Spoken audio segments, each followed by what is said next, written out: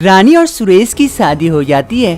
शादी के बाद रानी ससुराल जाने के लिए स्टेशन आ जाती है अपने ससुर मोतीलाल और अपनी सासू माँ कमला के साथ, और पति सुरेश सभी कोई मिलकर स्टेशन में इंतजार कर रहे थे अपने ट्रेन आने का।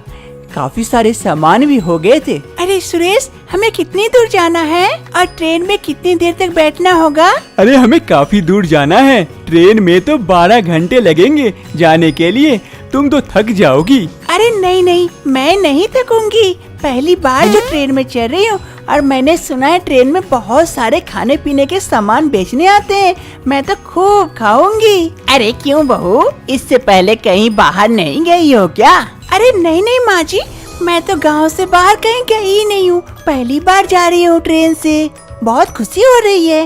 ओह अच्छा, बड़ा मजा आएगा ट्रेन में देखना तुमको। चलना हमारे साथ, फिर हमारे घर, बड़ा सा घर है हमारा। ऐसे ही सभी स्टेशन में बातें कर रहे थे और इंतजार कर रहे थे अपने ट्रेन आने का।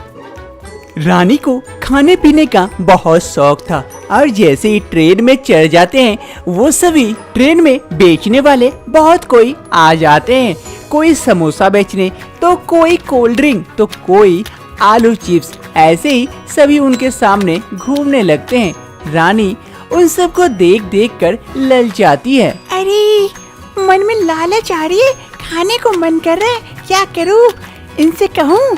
अरे सुरेश सुनो ना, मुझे समोसा खाना है। अच्छा ठीक है, आने दो समोसे वाले को, फिर खरीद के देता हूँ। तभी उसकी सास कमला रानी से कहती है, अरे बेटी, ये सब बाहर का खाना सही नहीं होता है। धूल गंदगी की मक्खी वगैरह बैठते हैं जिससे हमारा पेट खराब हो सकता है, हमें कम ही खाना चाहिए। ठीक है माँ जी, कम ही खाऊंगी। तभी समोसा वाला आ जाता है समोसा बेचने के लिए। समोसा ले लो, समोसा गरम गरम समोसा है, समोसा ले लो समोसा। अरे ओ समोसे वाले, जरा इधर लगाना समोसा का एक प्लेट। हाँ साहब, अभी लगाता हूँ। फिर समोसा वाला समोसा का एक प्लेट अच्छा से बनाकर सुरेश को देता है। ये लीजिए साहब समोसा। अरे रानी, ये लो समोसा ले लो। Thank you Suresh. अरे माँ जी आप लीजिए ना, पापा आप भी लीजिए। अरे नहीं नहीं बेटा, हम लोग बाहर का खाना नहीं खाते हैं, तुम ही खाओ। ठीक है, जैसी आपकी मर्जी। फिर रानी समोसा खाने लगती है। ऐसे ही कुछ समय जैसे ही बीता था, उधर से एक कुरकुरे लेस वाले आ जाते हैं। अरे कुरकुरे है, लेस है, चिप्स है, ले लो बढ़िया बढ़िया चिप्स है, आलू चिप्स। रानी का ध्यान फिर से चिप्स के तरफ जाता है। रानी फिर से सुरेश से कहती है, सुरेश मुझे कुरकुरे चाहिए, प्लीज खरीद दो ना। अरे अभी तो खाई थी। अरे वो तो समोसा था, कुरकुरे लेस कहाँ था? मुझे कुरकुरे खाना है। अच्छा बाबा ठीक है, खरीद देता हूँ। अरे ओ कुरकुरे वाले, जरा एक पैकेट कुरकुरे तो देना। हाँ साहब, अभी देता हूँ, ये लीजिए कुरकुरे। सुरेश कुरकुरे वाले से कुरकुरे लेकर रानी को दे देता है और इधर रानी बड़े ही मजे से कुरकुरे खाने लगती है। यम्मी, मजा आ गया। अरे भाग्यवान, कैसी बहू है, ट्रेन में चढ़ते ही खाते जा रही है। अगर इसका पेट खराब हो गया तो कौन भुगेगा? अरे मैंने तो समझाने की कोशिश की, लेकिन सुनती कहाँ है। तभी अचानक से रानी के पेट में दर्द स्टार्ट हो जाता है और वो गंदी गंदी गैस भी छोड़ती है। मेरे पेट में दर्द हो रहा है। अरे तुम्हें मैंने कही ना, तब से नहीं खाना तो खाए जा रही है, तो पेट में दर्द तो होगा ही ना। जा शौच जा, वहाँ जाके देख, तब ठीक होगा। मुझे भी लगता है कि मुझे शौच जाना चाहिए। फिर रानी वहाँ से उठकर शौच की ओर जाती है। जाते जाते एक दो बदबूदार गैस छोड़ जाती है। क्या बदबूदार गैस छोड़ गई, इस लड़की को मैं कैसे समझाऊं? रानी जल्दी जल्दी से वॉशरूम की ओर जाती है। अरे बड़ी जोर की लगी है शौच, वॉशरूम की तरह दिख क्यों नहीं रहा? ओह वो है सामने रहा।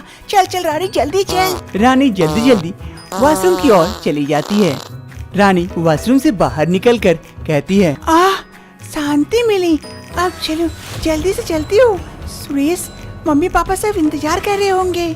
फिर रानी जल्दी जल्दी अपने केबिन की ओर आ जाती है।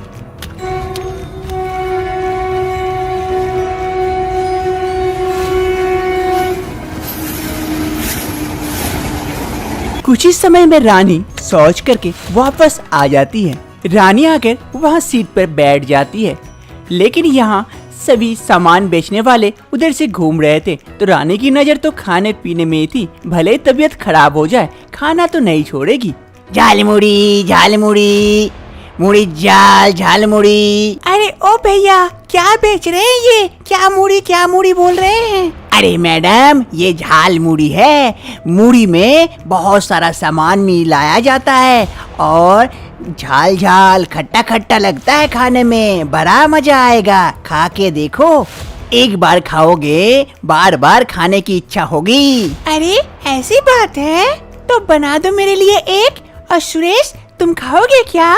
अरे नहीं, मैं नहीं खाऊंगा, तुम ही खाओ।